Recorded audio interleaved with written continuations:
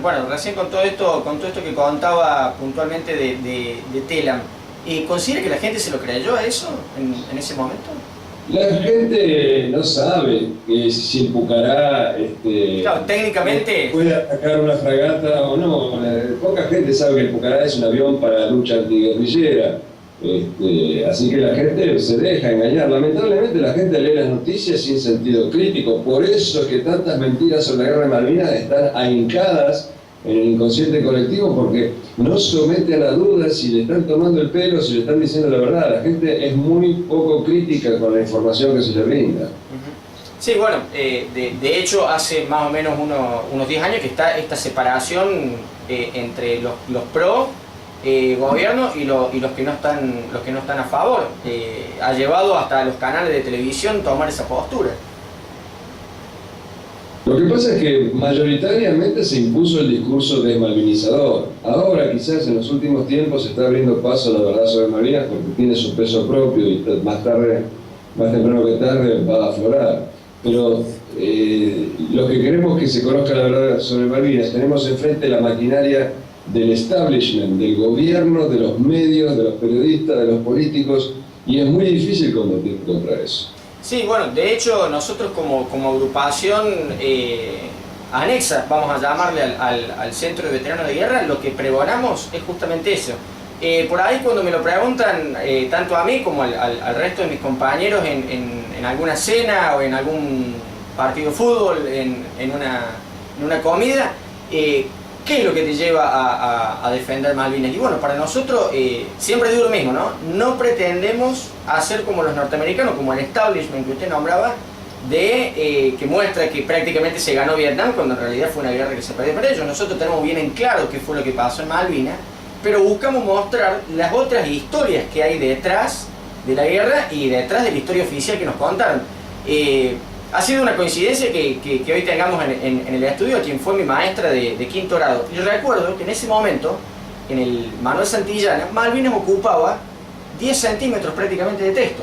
Hoy hay libros por doquier, información por doquier que han permitido mostrar las redes sociales, así que por ahí, en cierta manera lo entiendo usted con lo que pregona con el tema Malvinas. Sí, los medios sociales son la gran maquinaria que puede llevar la verdad a la gente, porque los textos inclusive de historia siguen insistiendo con la versión esta triste, gris, absurda, de que fuimos a la guerra por un general borracho y nos llegaron la cara de dedos y con justa razón, cuando en realidad le peleamos de igual a igual a los mejores soldados del mundo, y según los testimonios de los jefes militares ingleses, estuvimos a punto de ganar la guerra. No la ganamos, o por lo menos no hicimos retroceder esa primera flota, no por los conscriptos, ni por los suboficiales, ni por los pilotos, obviamente, sino por los generales y almirantes que no se jugaron para nada en esta guerra. Bueno, en una de las entrevistas que vamos a tener mañana, tuvimos el honor de poder entrevistarlo a Pablo Marcos Carballo, piloto de Fuerza Aérea en ese momento, que decía eso, de que fue una conmoción en ese momento de que un país como nosotros, sin desmerecerlo, se enfrentara a la OTAN en ese momento. Exacto, y yo siempre digo que los que critican Malvinas, esas frases que son despreciativas para con Malvinas, el día de mañana esa misma frase va a ser usada para glorificar Malvinas. Por ejemplo, cuando dicen qué desatino, se enfrentaron con toda la OTAN, en unos años va a ser qué agallas, se enfrentaron con toda la OTAN. ¿Y por qué considera que hay esa polaridad con el tema? Bueno, porque hay una intencionalidad ideológico-política muy clara. La historia la escriben los vencedores eran los ingleses querían lograr que estuviéramos de rodillas porque no basta con conquistar una ciudadela enemiga, hay que quitarle las ganas de volver a intentar pelear. Y eso es lo que lograron con la desmalvinización, humillarnos, revolcarnos en el barro de la humillación, como dijo Winston Churchill III en el Parlamento en 1982, con los hispanos argentinos apoyando esto, algunos por conveniencia económica, otros por conveniencia ideológica. Había que seguir demonizando a las Fuerzas Armadas para que careciéramos de ellas, para que estuviéramos de rodillas, para que estuviéramos desarmados. Porque si se reconoce que en Malvinas hubo combatientes que actuaron bien, se cae esta demonización generalizada de todo lo que huele a militar estuvo mal. Sí, bueno, incluso si podemos armar una relación, también se puede decir que después de haber concluido la guerra de Malvinas hemos empezado un proceso de casi 30 años de desarmarnos, no nosotros, nuestros propios gobernantes.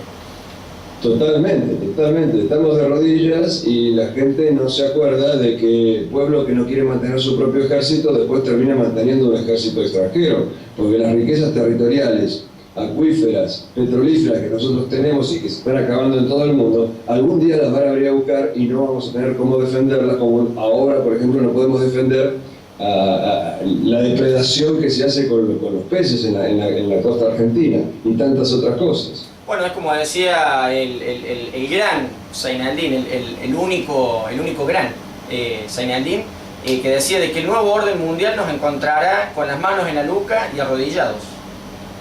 Bueno, eso es lo que se quiere conseguir.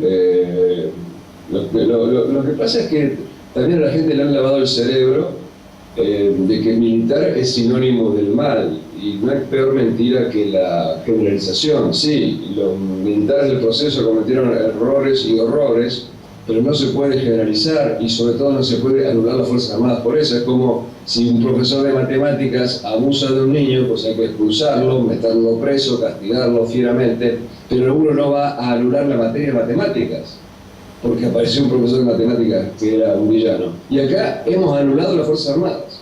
Bueno, sí, justamente sin ánimo de entrar en lo político, porque tampoco es la cuestión del programa, justamente es lo que hablábamos hace un ratito de esta polaridad que hay con el tema Malvinas y desmalvinización. Nicolás, vamos a volver a Malvinas. ¿Llega puntualmente en qué fecha?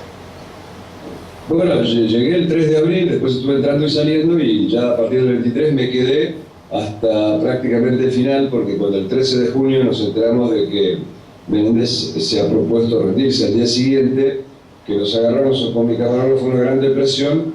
En determinado momento llegó un nuevo avión Hércules burlando el bloqueo, trayendo un cañón de refuerzo, y el piloto del Hércules dijo: bueno, yo no entrego mi aeronave, yo salgo igual. Nos ofrecieron subirnos y nos subimos. Fue bastante dantesco porque ya las bengalas inglesas iluminaban el cielo del aeropuerto, estaban los cañones ingleses tirándole a la pista y había patrullas aéreas sobre nuestras cabezas. Así todo, el capitán Borchet salió. Cuando despegamos, en vez de subir, bajamos hacia el mar para ocultarnos de los radares. Volamos 2 horas a oscuras. Después nos enteramos que nos habían tirado un misil, pero Borchet afortunadamente supo esquivarlo, y cuando se prenden las luces, bueno, además del alivio había, por ejemplo, qué sé yo, señales de vómito en el piso de la cabina del Hércules por la tremenda tensión nerviosa de esas 2 horas. Y nunca me voy a olvidar, un suboficial de Fuerza Aérea frente a mí tenía la pistola desenfundada y le digo: pero ¿qué te pasa? ¿Por qué tenés la pistola desenfundada? Y me dice: no, si entramos un misilazo yo primero me pego un tiro porque no quiero morir ahogado. Qué fuerte lo que está contando, ¿no?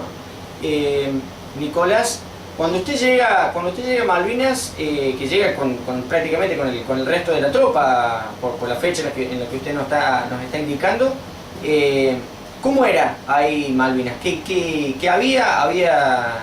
Estaban obviamente los distintos establecimientos de la colonia inglesa, pero ¿usted sentía que era, digamos, una gesta, que se estaba de alguna manera haciendo algo mal, algo bien, o era una recuperación 100% patriótica?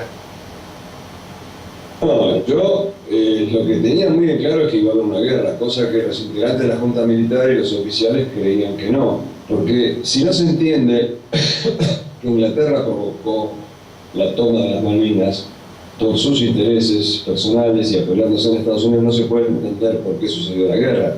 Nos quieren presentar a nosotros como agresores cuando fue Inglaterra que a través del Pentágono le hizo creer a Galtieri y Anaya que podían hacer un topo y me voy y tomar las Malvinas, y después todo se arreglaba con conversaciones. El que no me crea puede leer el diario La Prensa el 15 de enero del 82, donde el principal periodista de la prensa en ese momento dice: vamos a retomar las Malvinas para así reinsertarnos desde una posición de fuerza en el marco defensivo de la OTAN. Y ese es el palito que pisó Galtieri.